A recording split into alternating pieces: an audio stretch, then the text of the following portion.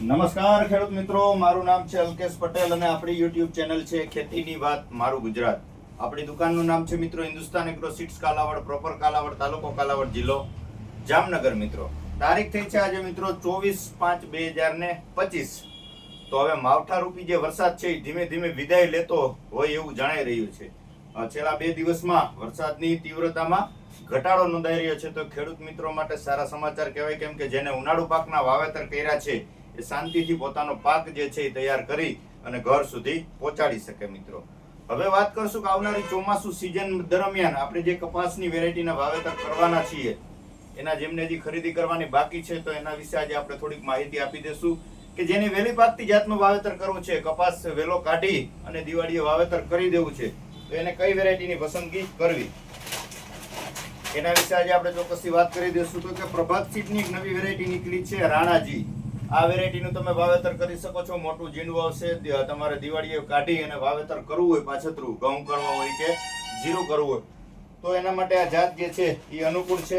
ત્યાર પછી આવે છે ક્રિસ્ટલ કંપનીનો આવે છે સરપાસ 7574. આ વેરાયટીનું પણ તમે લાગટ વાવેતર કરી શકો છો, પિયતમાં કરી શકો છો અથવા બિન પિયત, બિન પિયત બંનેમાં પણ ચાલશે. અને આને પણ તમારે કાઢી અને શિયાળુ તમારે વાવેતર કરવા માંગો છો તો આ વેરાયટી પણ એના માટે ખૂબ જ અનુકૂળ છે. મિત્રો ત્યાર પછી આવે છે 577574, સાવન સીડનું. આ પણ પિયત અને બિન પિયત બંનેમાં ચાલશે. વેલી પાકતી જાત છે, બે સેમ જ છે, વસ્તુ બરાબર છે. તો તમારે શિયાળુ વાવેતર કરવું છે તો આ જાત પણ અનુકૂળ છે. ત્યાર પછી સાગર સીડનું આવે છે સાગર તિલક.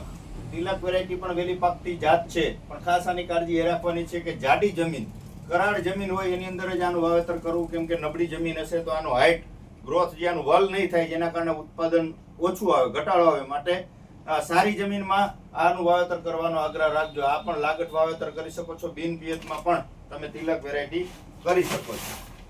ત્યાર પછી આપણે વાત કરીએ કે ગોલ્ડ કિંગનું આવે છે અલગાર. આ અલગાર વેરાયટીનું પણ તમે લાગટમાં બિન પિયતમાં વાવેતર કરી શકો છો. આ પણ તમારે વહેલું નીકળી જશે અને તમારે શિયાળુ સિઝન નું વાવેતર કરવું હોય તો એના માટે આ અનુકૂળ જાત છે. તો આ 5-6 જાત જે મેં તમને બતાવી, આ તમારે એકદમ અર્લી વહેલું કાઢવું છે તો એના માટેની તમને જાત જે છે એ બતાવી છે. હવે તમને વાત કરશું કે આપણે જે રનિંગ મધ્યમ પાકતી જાતની જે વાત કરીએ તો એની અંદર આવે છે નાથ સીડનું સંકેત. સંકેત વેરાયટીનું પણ તમે વાવેતર કરી શકો છો. આ મધ્યમ પાકતી જાત છે. તમારે બે દિવાળી વચારે તમારે આ કાઢવું હોય તો નીકળી જશે અને તમારે ઘઉં જેવા પાકનું વાવેતર કરવું હોય તો આની અંદર થઈ શકશે. બાકી શિયાળુ જે વાવેતર કરવું હોય તો એની અંદર લેટ થશે. એટલે એ પ્રકારની આપણે વ્યવસ્થા કરી અને કરશું. ત્યાર પછી આવે છે આ તળાખા. આ વેરાયટી પણ ઘણી પ્રચલિત છે. કોહિનૂર સીડનું આવે છે. આ વેરાયટીનું પણ ઘણા બધા મિત્રોએ વાવેતર કર્યું છે.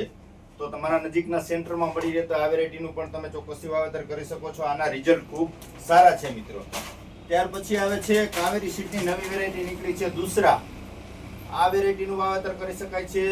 મધ્યમ ઝીંડવું છે, પાકવાના દિવસો જાદુ અને એટીએમ જે છે એ પ્રકારનું છે. પણ ટૂંકી ગાંઠે જે આની છે ફૂટ થાય છે અને ફ્લાવરિંગ સતત લેતી જાત છે. નવી વેરાયટી છે તો કાવેરી સીડનું દુસરા, આનું પણ તમે ચોક્કસથી વાવેતર કરી શકો છો. એની મોટા ઝીંડવાની વેરાયટી કાવેરી સીડની બમ્પર.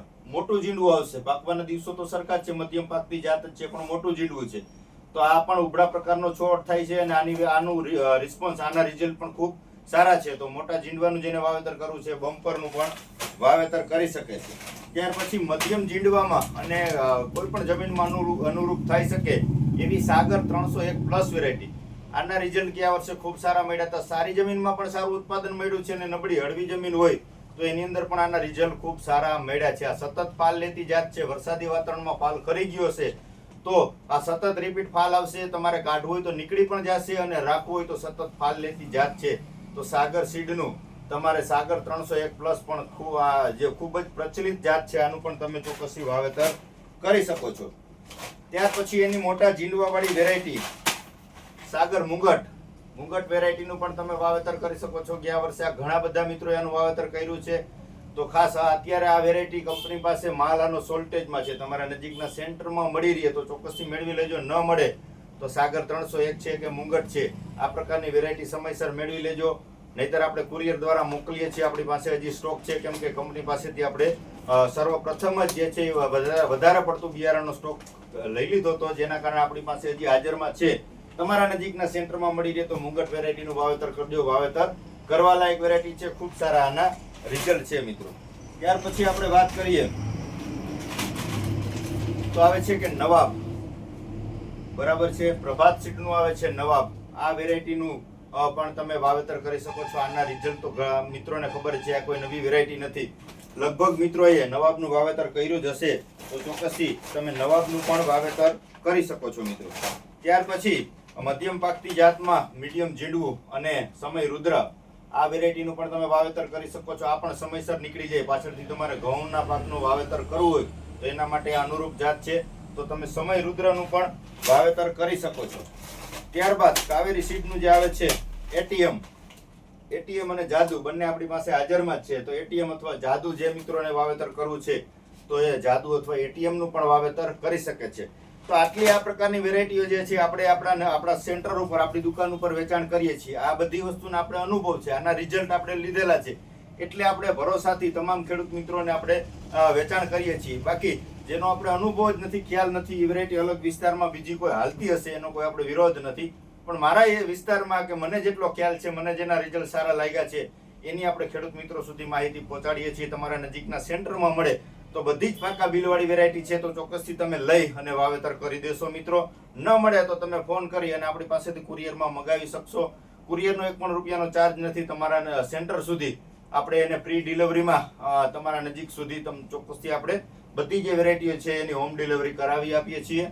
વિશેષ કાંઈ માહિતીની જરૂરત હોય તો ચોક્કસથી 9925454050 એના ઉપર તમે ફોન કરી શકો છો, મેસેજ કરી શકો છો. વિશેષ કાંઈ માહિતીની જરૂરત હોય તો તમને ચોક્કસથી માહિતી મળી જશે. બીજી આપણે એક નવી વેરાયટીની જે વાત કરીએ છીએ દર વખતે, મેક્સકોટ વર્ઝન, જેની અંદર ચૂસિયા નથી લાગતા, વરસાદી વાતાવરણમાં વેરાયટી બગડતી નથી, મીડિયમ જીંડવું અને મોટું જીંડવું, આ બે પ્રકારની વેરાયટી એની અંદર આવે છે.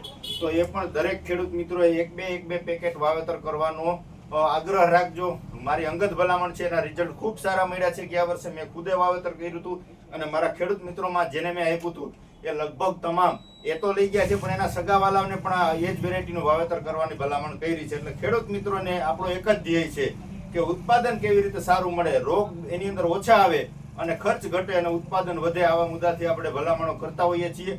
તો મિત્રોને ભલામણ છે કે મેક્સકોટ વર્ઝન 1-2 પેકેટ વાવેતર કરવાનો આગ્રહ રાખશો. વિશેષ કાંઈ માહિતીની જરૂરત હોય તો તમે ચોક્કસથી મને ફોન કરી શકો છો. રજા આપશો મિત્રો મને. જય જવાન, જય કિસાન.